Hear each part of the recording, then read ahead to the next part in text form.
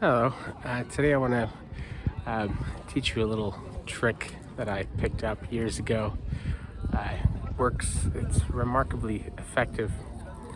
So if you want to know somebody's class origins, now I don't mean, how much money and wealth they actually have now. I mean, their culturally speaking, what their class origin is. It's very easy. You can do it in less than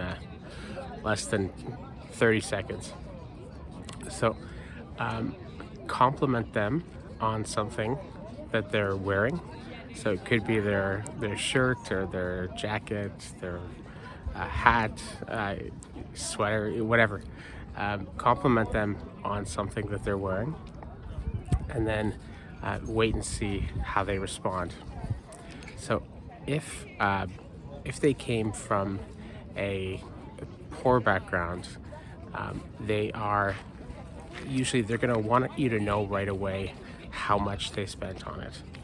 Right? This is because people who've come out of a poor background, they very much want you to know that they're no longer poor. I mean, the most kind of extreme example of this, I think, that I've seen was when we were living in Baltimore. There was this style for a while where these guys would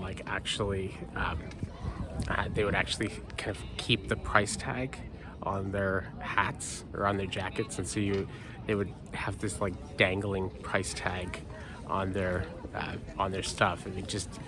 A lot of the really big name brands from the 1980s and 1990s, they sort of figured out, like Nike and Guess and stuff like that. They figured out that this was a thing, and so they would have these sweaters that had the logo in really, really big letters across, and it was just capitalizing on this desire for people who have grown up poor to really show you that I'm no longer poor, right?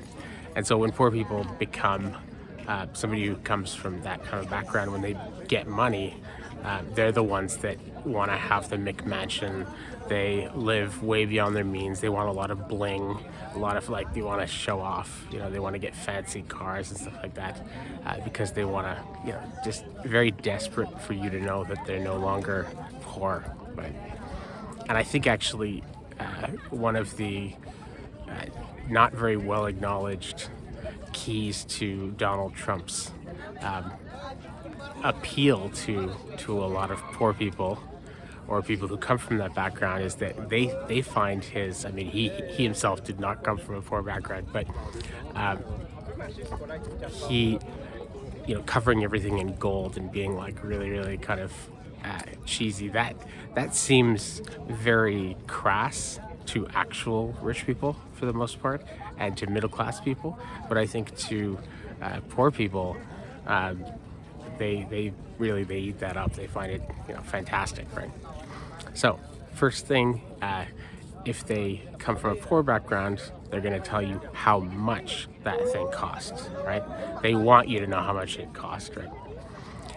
If they came from a middle class background, right, they will immediately want you to know how little they spent on that thing. So if you compliment their hat or their shirt or their jacket or their bag, they're immediately going to tell you, oh, I got it half price, or oh, I got it at, it was on special, or I got like a discount, or because this once again goes to the relationship that people who grew up middle class have to money, right? So the middle classes have for centuries now, since the rise of what's called the bourgeoisie, right? The middle class has always sort of prided themselves on their frugality, right? So it's this idea that we are the careful ones, right? We didn't earn our money. We didn't inherit our money. We earned our money, right? I wasn't born with a silver spoon in my mouth. I have what wealth I have. It's because I worked hard and I saved, and the middle classes have always sort of differentiated themselves from the wasteful rich and the wasteful poor. Right? So they see the rich as being incredibly kind of frivolous and silly people who spend money on stupid things and have really dumb interests and pastimes in high art and in silly, kind of dangerous sports and things like that. And they equally look down on the poor and they say, well, the poor are just poor. I heard this growing up all the time that, oh, the poor are poor because they spend all their money on booze and lottery tickets, and they, they lack self-discipline. They fail the marshmallow test every time, right? And so this is very much to their. So if you ever compliment somebody who comes from a middle class background, they're sort of like spiritually middle class, right? That's what's going to happen. They're going to tell you, they absolutely want you to know how little they spent on it, right? And this is, the fascinating thing is that if you see when middle class people become rich, if they become rich, you'll see that they're never going to be the ones to drive a Ferrari or to get a Lamborghini or something like that, or to have flashy jewelry and stuff like that. I mean, you look at somebody like a Bill Gates or even a Mark Zuckerberg or something like that.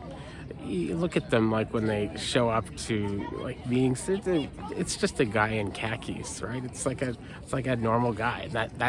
And they, generally speaking, will just drive like a pretty regular car. I mean, I know a couple personally, people who grew up middle class who became very, very wealthy, right? They struck it, did really well, and it started a business and it did really, really well.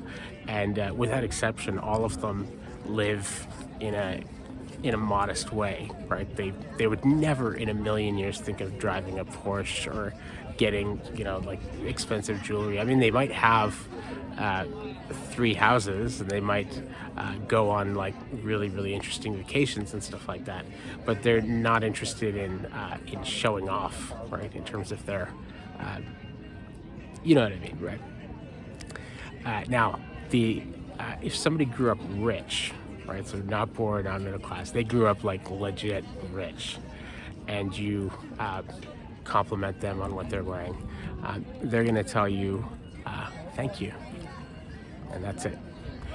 They're not going to tell you how much it cost. They're not going to tell you how little it cost. They don't feel the need to tell you either of those things because the price didn't matter, right? So I've tested this out on many people over the years, and this one guy I'm thinking of in particular. He grew up very, very wealthy, and he wears clothes. I mean, he dresses extremely well. He's always dressed very well, but he gets some of his stuff from vintage clothing stores.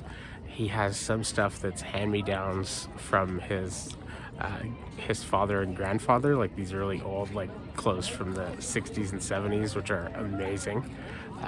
And he has some new stuff that's like really, really expensive. But regardless of where it came from, if you compliment him on what he's wearing, he'll just say thank you, because the price was never a factor. It was just whether he liked it or not, right? All right, so that's my little tip of the day. Bye for now.